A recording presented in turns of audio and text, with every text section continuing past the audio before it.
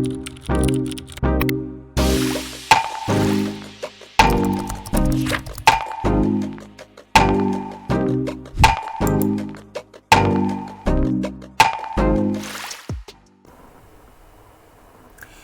everyone, thank you so much for joining me tonight. Thank you so much for being part of this podcast. I really do appreciate you joining me. I just wanted to say hi and thank you for my brand new members. It's really great to see so many. It's really great to see so many people getting involved in the chat. I know there's been a lot of chat going down recently. I know that there's been a lot of brand new members, so it's really lovely to have you all here. I hope my moderators are making you feel comfortable, and if you have any questions, do please share them with me on here on the on one of the chats, or you can send them to me in private and I will answer them later at the end, or I will answer them in next week's podcast. So thank you very much for getting involved. Thank you for giving up your time. This is my weekly podcast that I do. I usually do it on Friday, but I got so caught up with work and vanilla stuff yesterday that I ended up doing it tonight instead, but that's fine. And I do upload it to YouTube later on, so if you're listening along on YouTube, then again, thank you very much for joining me there. So tonight's episode is all about, shall I swing with my vanilla friends? This is a question which I'm sent quite a lot. It's something which I definitely have had the thought of. It's definitely something which does go through a lot of people's minds. So I think it's a topic that really does need answering. I did write an article on it last week, which I released. This is the accompanying podcast for it.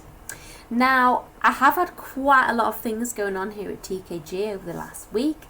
I have released a brand new video on YouTube on Thursday, which was all about, was it Wednesday or Thursday, which was all about how to make a swinger dating profile appealing to members of the opposite sex. So kind of what it is that men look for in female profiles, what is it females look for in male profiles, what is it that couples look for. Now, when I was researching and doing this, kind of doing my background researching for this topic, I actually asked quite a lot of my members here on Discord and also on my social media, and also I trailed through so many swinger websites, swinger dating sites and profiles to kind of make a list of the kind of the visual cues that people were putting, and also what people were writing, what works, what doesn't work, what's appealing, what's not, because I really wanted to get a realistic firm grip on what it is people were actually doing. And with that, I then used the knowledge I learned to make these articles and to make the videos that I made. I also made a swingers online profile cheat sheet where I tell you exactly what it is you need to put, why you need to put it, to help you get the very best from your swinger dating life. Because I know when faced with kind of making a profile, it can be quite daunting. You're not sure what to write. There's nothing to really, no guidelines, and before you know it, you've ended up writing something which isn't appealing, or you're not sure. You think it's appealing, but it's not. So I made this cheat sheet to kind of tell you exactly what to put, what not to put, what pictures to put, what not to put, to really help people out, because I've been on the swinger scene a long time. I've seen so many profiles. Trust me when I say you do not want to fall short on your profile. So if you're interested in that, you can get it over on my Buy Me a Coffee site.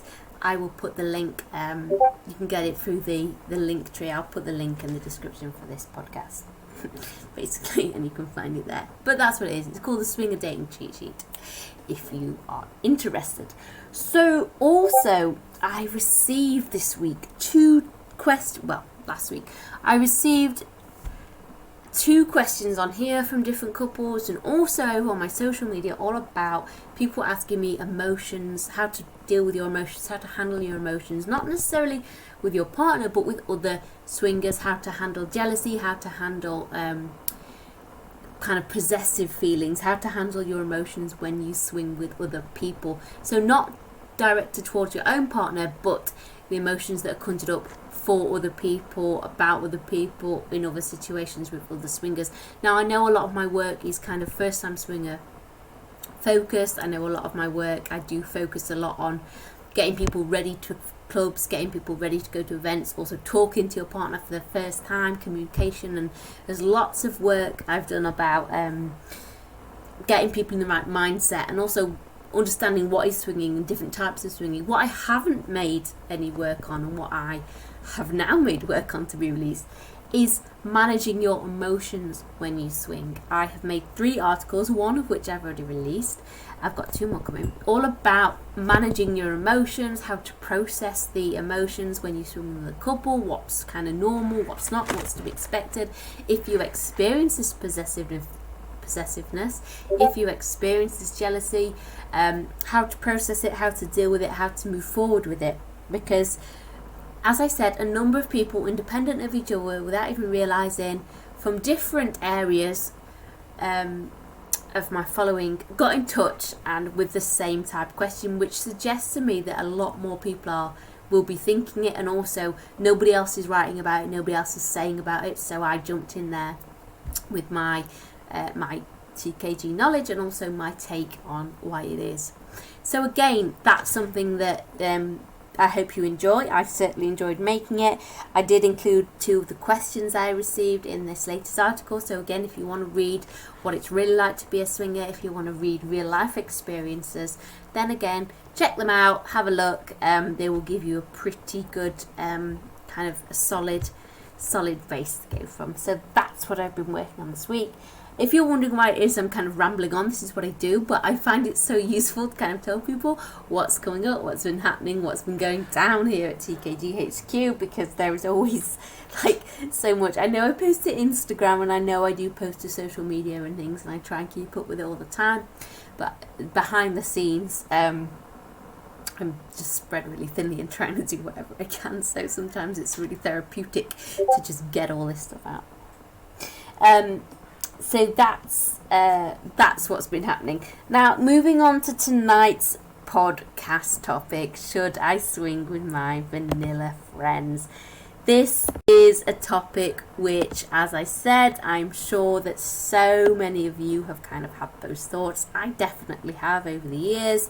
And the way I look at swinging with my vanilla friends, or should I swing with my vanilla friends, is this.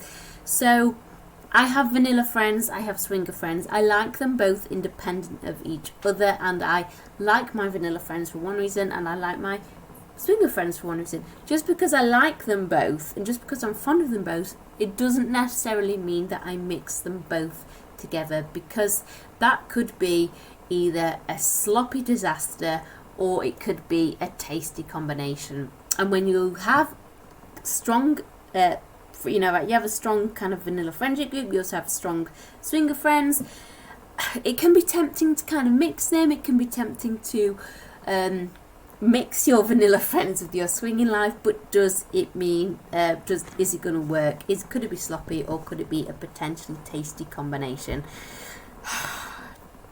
Don't worry, guys and girls, that's why I am here. So, sorry, just reading some messages that have come through here.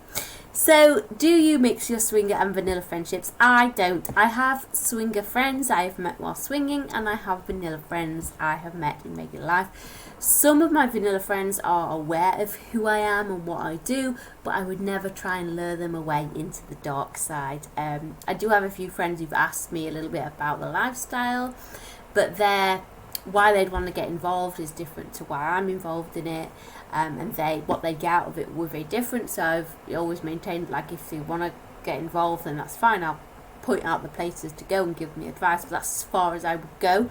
I would never kind of swing with them, if you see what I mean. I would never also try and kind of sell swinging to the people or convince them.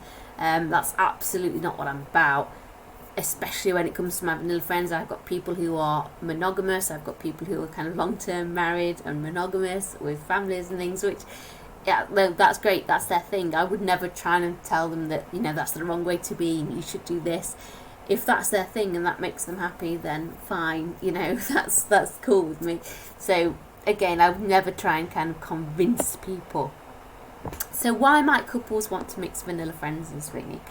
So it certainly is appealing because you already have a good relationship, a good friendship with vanilla people. You already have a strong friendship group with them. Perhaps you have lots in common. Perhaps perhaps you're from the same area. Perhaps your kids go to the same school. Perhaps you've been friends for a very long time. So I can understand why you may want to. You're already very comfortable with them. I do understand why you may want to share swinger life with them. Also, once you start on the swinger journey, on the swinger path, I know it can be tempting to kind of want to tell people all about it and get more people involved in it, because it is an eye-opener, and it is quite amazing, if I say so myself. So I do understand why you might want to kind of say, oh, I've learned about this amazing new lifestyle, and there's this amazing woman called TKG, and she helps us, and come get involved and look at her stuff. But you have to remember, it's not for everyone. And just because it's for you, it doesn't necessarily mean it's going to be well received by your friends. So another thing which I've experienced over the years, and something which people have written to me and told me about scenarios and them, is perhaps they've got friends or a friend in friendship groups, like other couples who perhaps they're already good friends with, and they're at a point where they can talk about kind of sex, they can talk about kink, they can talk about different things they like to do. Perhaps you have, if you're a woman, you have a female friend who you're quite comfortable with. Perhaps you kind of have watched the 50 Shades of Grey, perhaps you've read the book, perhaps you've gone to a sex shop, perhaps you look online, perhaps you're talking about what it is you enjoy in bed, or relationships, or whatever it is. The conversation is sexual, basically, is what I'm getting at. You're having a light-hearted kind of conversation about sex. Just because you're able to talk to this person about that, it doesn't necessarily mean they want to get involved in a lifestyle. This is a mistake which couples have made in the past, where they've got a female friend, or they've got a couple who they get on well with. Perhaps they have perhaps they're a little bit flirtatious with, perhaps they do have this type of relationship where they can talk about sex, and they see that instantly as a green light, and they presume that because they're comfortable talking about sex, they might be comfortable being a swinger or going to a swing party or getting down to it. And before you know it, the whole thing is just completely blown the other person's mind, and they're not what they signed up for, and they, it's really hard to process. So what you need to do is not distance yourself from your friend, but distance the swingerness. Have that friend, have that relationship, have that friendship with them, have that great rapport, but see it for what it is. Don't ever try and convince them otherwise. Let them come to their conclusions on their own, and if they want to pursue that, then that's fine, they can go and do that. But you certainly shouldn't say, oh, I saw you were looking at sex toys online, do you wanna come and get kinky with me and John on Saturday night? Like the leap between them two is far too massive. And also, just because perhaps you have friends who are into the kink scene or BDSM scene, things like that, doesn't necessarily mean that they are swingers. Again, this is a mistake that people make. They think just because people are kinksters, they're automatically going to be swingers. Not necessarily, guys and girls. You can enjoy dressing in PVC and latex without getting other people involved. Now, coming out to vanilla friends, a few of my close friends know that I am TKG, but not many of them, to be honest. And the ones who do know are all people from my London life. The people from my village where I'm from, they don't know, because it's not how you get down. So the people who do know, I've chosen to tell them very selectively, and they're already people who are quite non-judgmental. Some of them are very different to me in how they live, and as I said, I do have people who are exclusively monogamous, and that's their thing. So we are very different in that respect, but they're also my very close friends, and they know me, they know TKG, they know my London life, they know that in London I'm in my element, they embrace that. They're also kind of quite similar age and things, so they understand why, they understand where I'm coming from. So as I've said before, I never try and sell them the swinger dream. I just kind of say, this is me, this is my thing, that's it, I'm still the same girl, I'm still the same person, but I do this as well. And that's kind of how I've had the conversation. So I'm going to share with you, before I go, a little tasty nugget of TKG wisdom. It is a really tasty one, so get ready, guys and girls. There's a saying in the lifestyle which is, you should turn swingers into friends, not friends into swingers. So there's already loads of amazing people out there in the lifestyle just waiting for you. There's loads of people out there who understand the lifestyle, they're on the same journey, they want the same things, the same desires, they just get it. There's loads of people out there. I'm sure you're all aware that there's plenty of people here on Discord, but there's also so many swinger websites, so many swinger dating sites, so many swinger clubs, forums, over on social media. There's so many people out there who are in the lifestyle. You don't need to go in your vanilla circles. Don't be lazy, guys and girls. Don't simply go for people because you fancy them and you're already friends with them. That's not how it works. If you want swinger friends, if you want to find swingers, go down the correct channels. And once you do, once you start meeting people, once you start chatting with them, you go on a vanilla date, you meet them in a club, perhaps you meet at a club, and then you soon get chatting, and before you know it, you've got a fantastic new circle of kinky, sexy swinger friends. You don't need to go down the vanilla route. So you should turn swingers into friends, not friends into swingers. So that concludes my podcast for tonight. I do hope you've enjoyed it. I do hope, if you are brand new to the podcast, brand new to the Discord, you have I hope you've enjoyed it, basically. Thank you so much for giving up your time. Thank you so much for coming along and see what it's all about. If you're listening over on YouTube, then thank you very much.